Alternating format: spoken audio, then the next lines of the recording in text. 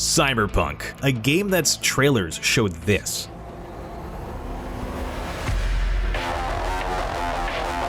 But delivered this.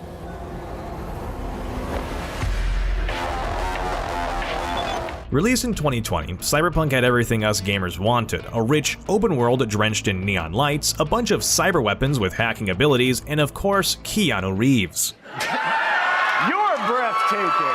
All the trailers, from live action to cinematic, gameplay reveals shocking audiences around the world, getting every gamer excited for its release. From the studio that brought us a legendary title such as The Witcher 3, this was going to be big. So what happened? We got a disappointing reminder about how most AAA games get rushed out of the door. Apologies, fast hot fixes, even refunds on the PlayStation Store. That is unheard of. CD Projekt Red was unfortunately a victim of corporate greed, and with delay after delay, the studio eventually had to release a game that they knew wasn't finished. After the dust settled, CD Projekt Red kept pushing out update after update, improving performances, gameplay features, and of course, fixing the bugs. So after 3 years of trying to rebuild this monumental release of a game, many people have been asking the question, is Cyberpunk worth playing in 2023? After all, it's a single-player game with RPG elements, interesting quests, beautiful visuals, and a story DLC that just released on top of a free update overhaul. So I went ahead and jumped back into Cyberpunk to let you know if you need to give this game another chance. First things first is to pick a path. These 3 life paths offer some unique starting points to the game along with dialogue choices solely for that path. Once picked out, we go make a character. I don't know why I'm taking so long making this right now. And from there, the story opens up with around a 2-hour tutorial teaching you all of the ins and outs that Night City has to offer. Now, I played Cyberpunk before the big update released, and this is what we had to work with.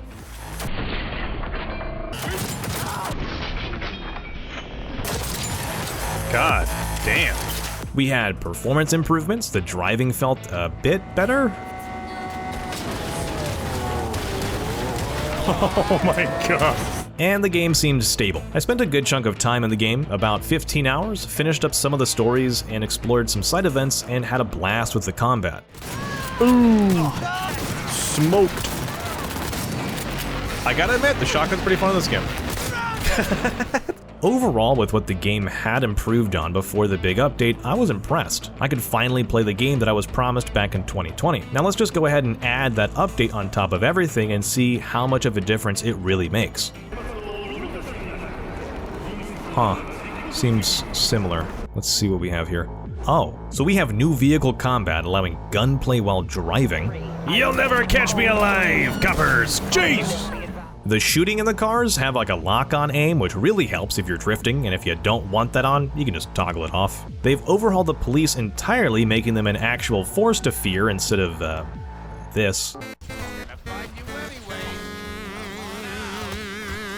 A brand new perk and cyberware system that makes it way easier to understand what's happening, like look at that difference. And of course, made the world feel more alive with NPCs reacting to what you do based on your difficulty setting. Most of the time I played on easy because I like to finish my games. This is the game on very hard. Alright, so very hard, they are not messing around. They are really, this is what, 2 stars? They threw a grenade! Oh, I crashed my car to the other cops, oh no! What the fuck?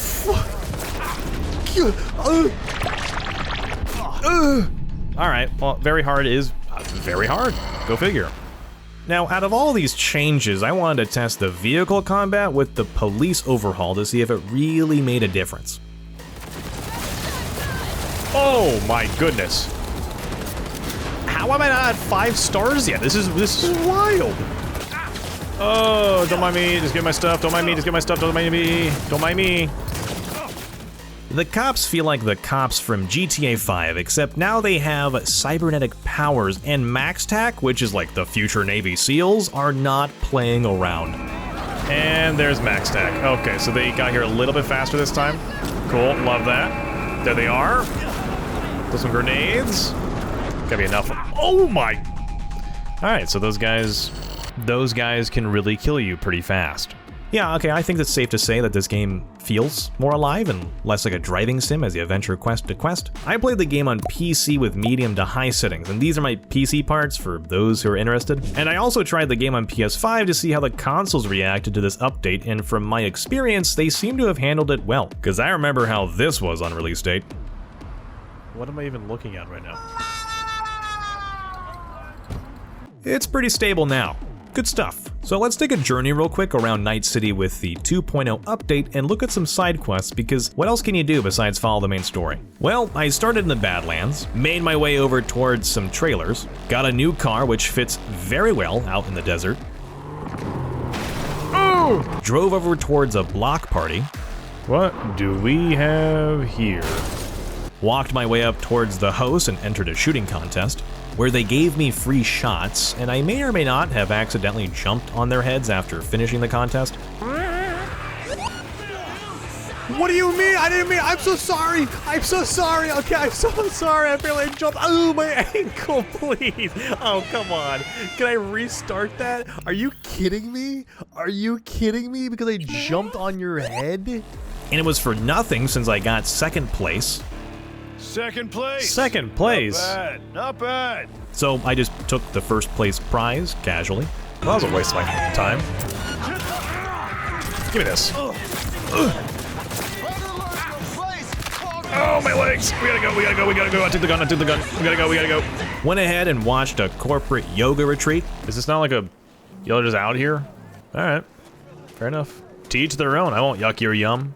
Drove around and found some sketchy dudes fiddling with some preem tech. There's no way that these flip-flops are like operational. Like they are sliding off your grippers. There's no way. I hacked the computer that they were using, which brought me to a desolate spot outside of the city to claim a painting from the moon. Let's bail before heads start rolling. As for the painting, you'll have buyers lining up in no time. All right, fair enough. Decided I was done with the desert, so I took a fast travel station to the city to find a man in dire need of a doctor. Hey, you! I gotta get to a Ripper, man! Dropped him off, got his number. You after? I'll call you! But... New added contact, Flaming Crotch Man. Went back to a gunsmith to receive a new pistol, and naturally, I wanted to test it out. All right, let's test this new gun out. Oh, it's an automatic. That's pretty good. Hey, I'm testing the gun. I'm testing the gun. Hey, this isn't illegal. This is Night City. I'm testing the gun. And lastly, I met up with someone, and I got a new weapon. Oh, Sir John Fallistiff.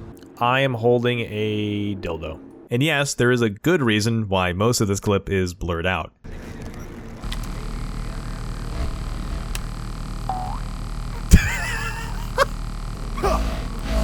It's like a lightsaber.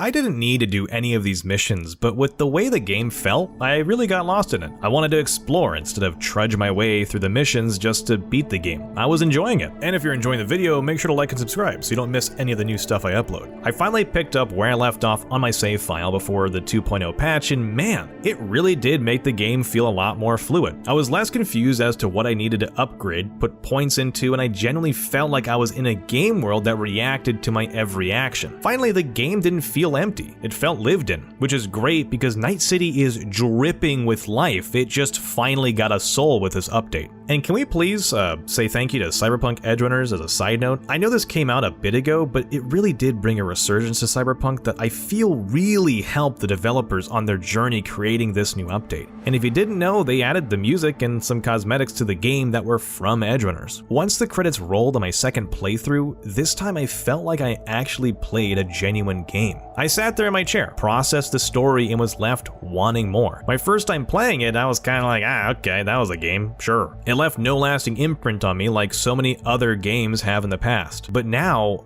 I want to dive back into another playthrough with a different path, experience a different ending that the game has to offer, and perhaps, I don't know, romance some other characters? There are 33 main missions, 92 side quests, and a multitude of miscellaneous jobs in this game, which is great because compared to most other RPG titles, you can beat this game at a reasonable pace without overdoing anything. It took me 40 hours to beat the game again. This time I was really trying to explore the game and discover missions missions that I never did before. I think 40 hours is a pretty healthy amount of time to finish a game, and you can 100% spend way more time than I did. But that was my experience. You can have a stealth ninja approach, be a hacker using your tech to win battles, or brute force your way through enemies with guns and melee weapons. What are other people doing in Cyberpunk? Oh, I can do that? What is that? Oh my... Man. Wow, yeah, I guess I'm a casual gamer. Hello? And that's just the vanilla experience of Cyberpunk. Remember, this game has mods as well, ranging from a whole plethora of choices. I felt like I was in Skyrim again, modding my game for hours just to load in, play it for 5 minutes, and be done with it. We're talking realistic graphics, flying cars, and whatever the hell this is. Yo, Mr. V, a pleasure. Dexter Deshawn in the flesh. These mods aren't that hard to install either. Granted, this new update will mess up most of them, if not all of them, but they'll be fixed on top of more mods coming out with the new update. I'm sure there'll be plenty of tutorial videos to watch and follow along. Now, 2.0 didn't really bless this game with a miracle and transform it into something new. We still have some janky movement. I love this game, but they really need to fix the shadows. Look at this thing. Look at this little shadow. Look at him go! Look at him go! He's holding that gun. He's really holding that gun. Quests bugging out from time to time, and of course, NPCs not doing what you want them to do. These are the normal game bugs that we learn to accept and love. But if we're comparing this to Cyberpunk on release, oh yeah, this version is way better. Again, this update just glued together what was already a half-decent game and made it so much better. We haven't even talked about this story DLC, Phantom Liberty. I've played through the DLC already. Thank you for the early access. This is my first time, and it felt illegal, even though it wasn't. And without spoiling it, what I can say about this new DLC is that CD Projekt Red took everything that was great in the vanilla story, jam-packed it into this DLC, and boom, this is what we got. Hollywood action missions, an engaging story, and really cool new guns and abilities to add to your arsenal with a new area to explore on top of it. It's a bit different from the other main story beats you play in the base game, but it really cements itself into that story. You can play it before the main game or halfway through. I would recommend playing the DLC after level 15 just so you have a clear understanding as to what's going on and how everything works, because you'll skip that 2-hour tutorial, or you can just be confused like me. Wait, what am I just spawned here. What am I doing? I have no idea how to play this game. I don't remember anything. What the hell is this? I really enjoyed my time in the new area. It felt new and added more on top of an already fun experience. So after 40 plus hours with the main story and DLC completed, side quests still waiting for me to finish them, and more ways to play through the game with new weapons and tech, that question still remains. Is Cyberpunk worth playing in 2023? Personally, I think that if you already own the game and you've never beaten it, you should give it another shot. The 2.0 update is free, and if you want more content after, you just have that $30 DLC. If you have never bought it and you're still kind of on the fence about it, I understand. Maybe wait for a sale. At the end of the day, Cyberpunk is a fun game with an engaging story to follow, but it was nothing really incredibly special when you compared it to the other games in the same genre. It stood out with its cyberpunk identity, but now with these new updates, it finally has a place next to all of the other RPGs. And it's not just a pretty picture anymore, with a promising future. Its future is now. I'm happy that CD Projekt Red's developers didn't just abandon the game and decide to re-release The Witcher 3 again. How is this game on the Switch? They buckled down and delivered on the promises that they made back at E3 with Keanu Reeves. Cyberpunk in 2023 truly is breathtaking now. You're breathtaking. I'm still waiting for multiplayer though. Where is that? I want to recreate Edge Runners with my friends, tears and all. Seriously, if you haven't watched that show, please do. I will say I'm getting a bit sick of this whole we're a AAA studio and let's release a game half finished, hype it up and fix it years later, but that's just the state of gaming right now, unfortunately. I guess the positive is that when they finally finish this game, it's actually a fun time. Regardless, I had a blast playing Cyberpunk again, and finally beating the game without its horrid day one launch. So if you have the game, give it another shot, and if you're still not convinced, you can probably wait for a sale. Who knows, they might even update it again while you wait. And while you're waiting, go check out my other videos on my channel. Okay, bye.